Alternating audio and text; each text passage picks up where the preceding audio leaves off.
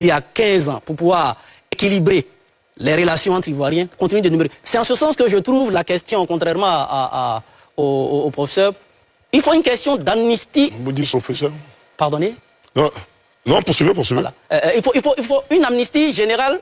C'est vrai pour les droits de l'homme, ça n'allait pas forcément intéressant, mais si on le fait, ça pourrait ramener le compteur à zéro et permettre à tout ce monde. Moi, je préfère une amnistie générale à une justice unilatérale, à une justice qui est sélective. Autre élément, ce sont les performances économiques qui, pour moi, ressemblent plus à des discours triomphalistes. Hein, ben voilà. Parce que quand on parle de la dette, je dis on ne peut pas séparer le programme du candidat, qu'est M. Alassane Ouattara, du président qu'il a été et des promesses qu'il a eu à faire depuis 15 ans. La dette aujourd'hui a atteint un niveau inquiétant. Voilà. La justification de la dette, c'est dit à quoi est-ce que la dette a servi, on ne sait pas.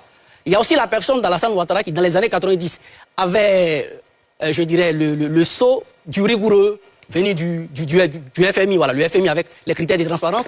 Mais j'ai l'impression qu'on a atteint un record de scandales qui sont restés jusqu'à ce jour impunis. Et ce sont des centaines de milliards qui sont engagés.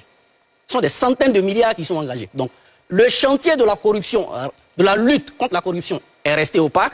La question de l'éducation demeure. Voilà, je pense que la Banque mondiale a fait un communiqué dernièrement, il y a un peu longtemps, pour dire c'est bien beau d'avoir des routes et des ponts. Aujourd'hui, moi, je suis un peu offusqué de voir des Ivoiriens heureux de dire leurs enfants vont étudier dans certains pays de la sous-région. Voilà.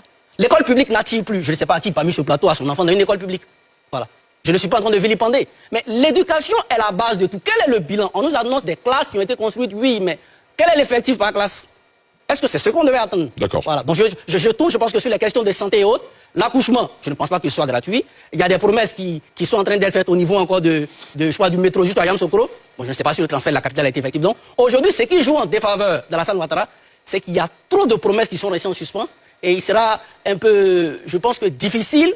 Il n'y a plus de mythes. Vous voyez, il ne parle plus trop de milliards. Parce que le mot n'enchante plus. Et dans la conclusion, si vous voulez, dans le mot de fin de son programme, il rappelle que sur le quinquennat 2020 ou 2021-2025, son mandat est placé sous le signe de Côte d'Ivoire solidaire. Et il avance, il dit cette année, on doit être plus solidaire.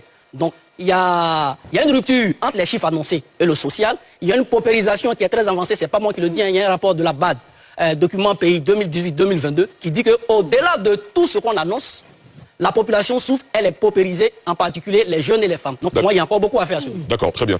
À la fin, Wakili.